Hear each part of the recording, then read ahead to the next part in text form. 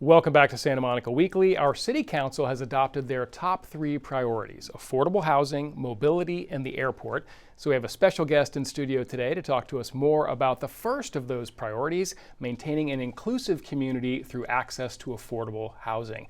Good morning, Mayor. Welcome back to Studio 16. Chris, it's good to be back. Thank We you. like it. You come here like every month or two. Actually, I was your very first guest on your inaugural show. That's right, our inaugural show. I hope you're enjoying covering Santa Monica. Oh, it's fantastic. And we love talking about issues, very important issues to the people like this one. And now you are here to talk a little bit about the top priority of those 3, which is affordable housing. Why is this such an important priority for the city? Actually, what the council decided to prioritize was diversity. And in covering our city since June, I'm sure you've seen the incredible diversity this community embraces.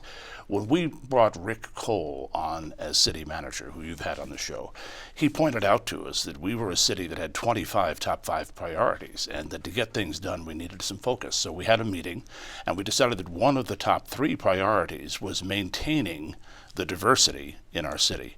And that connects directly to affordable housing, because obviously you can't have a diverse population if people can't afford to live here. Now, Santa Monica has always been in the forefront of affordable housing. Starting in 1979, we passed rent control, which meant housing stability and limited rent increases for people. Then in 1990, the voters gave the City Council a mandate that 30% of all the new multifamily housing that we build has to be affordable. Very few cities have that commitment. And in 1998, we passed a measure that said that the city could fund affordable housing up to a certain amount. So all the pieces were in place for Santa Monica until the state began to pull the rug out from under us. And that began in 1985 with the Ellis Act, which says that people can take an apartment building out of the rental business and tear it down. It then continued in 1995 with Costa-Hawkins, and that was a state act that says when somebody leaves an apartment, the rent goes to market rate. It doesn't stay at the rent control rate. It gets recontrolled afterwards, but it goes way up. In many cases, it doubles.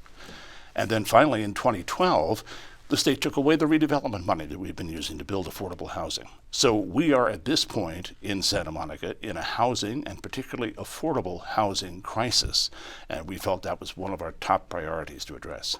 Okay, so going forward, what needs to be done to increase a good diversity, a diverse mix of affordable housing within the city? Well, first we have to recognize the severity of what has happened to us. In 1998, 60% of the housing units in Santa Monica were affordable. Wow. It's now down to 30%.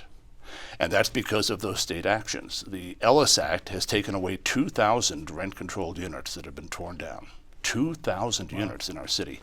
And 2/3 of the rest of the units, the rent-controlled units, have gone to market rate because of Costa-Hawkins. So we've lost so much of the affordability we historically had. We do have tools that we've been using to try to replace that affordability.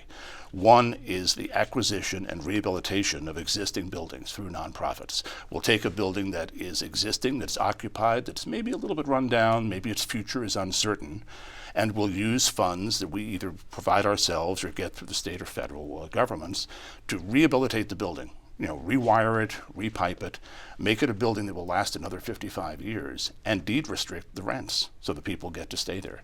And that's a wonderful thing we do about 40% of the time. That is what we do. The other 60%, of course, we build new housing. And we've built new affordable housing in Santa Monica in every neighborhood in town.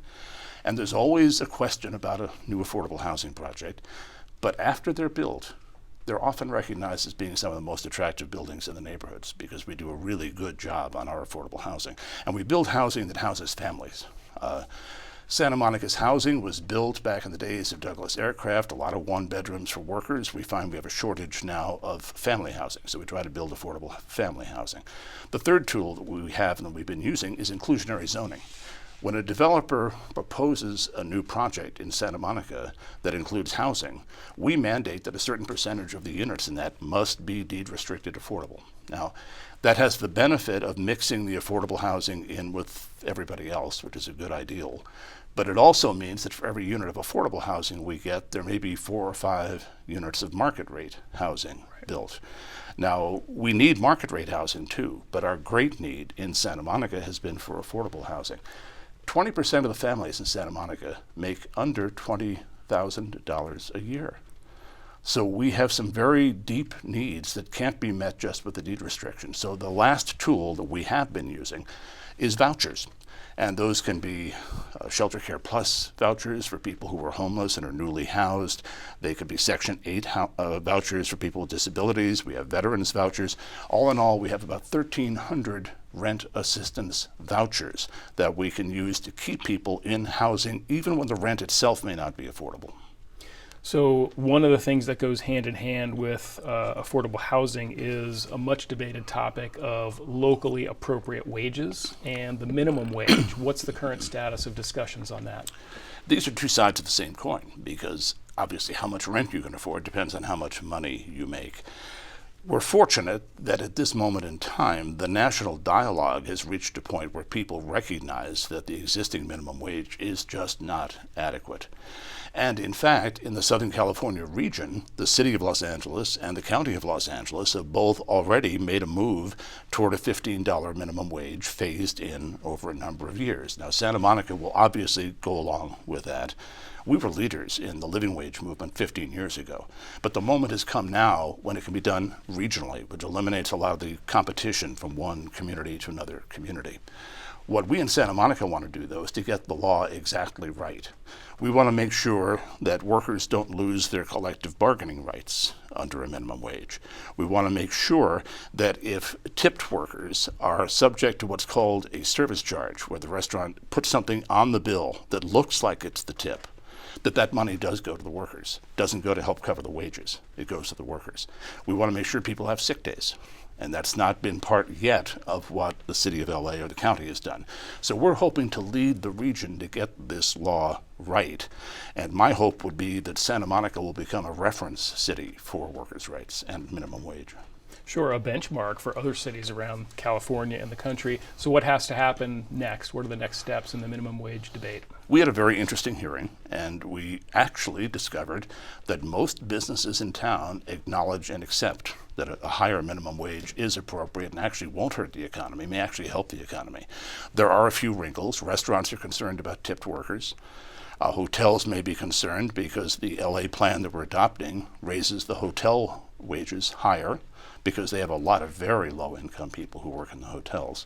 So we still have details to work out. How many sick days, for instance, is a detail we haven't settled on yet. It's going to come back to us at our first meeting in December. And actually, staff had a draft ordinance ready last time, and we had so many things we wanted to think about that rather than pass that draft ordinance, we accepted it, said we want to modify it. It'll come back at that first meeting in December, and I would anticipate we will have a minimum wage voted on the first meeting in December. Fantastic. Okay, and so for people who are watching out there, maybe they live in Santa Monica and they are very interested in getting an affordable housing unit, or they live outside the city. How can they get more information? I mean, where do they start to begin on a search for affordable housing? Well, there are two places. One is Community Corporation of Santa Monica, which is a nonprofit that we have helped fund that builds and rehabs much of the affordable housing in town. And the other is the Santa Monica Housing Authority, which controls those vouchers I spoke of. Now, the challenge is there are many more people who want affordable housing in Santa Monica than we have units to offer. Right. And that is why we are now on a mission to figure out ways to fund affordable housing now that we lost that redevelopment funding. Mayor, always a pleasure having you here in Studio 16. Thank you for shedding a lot of light on some very important issues to a lot of Santa Monicans.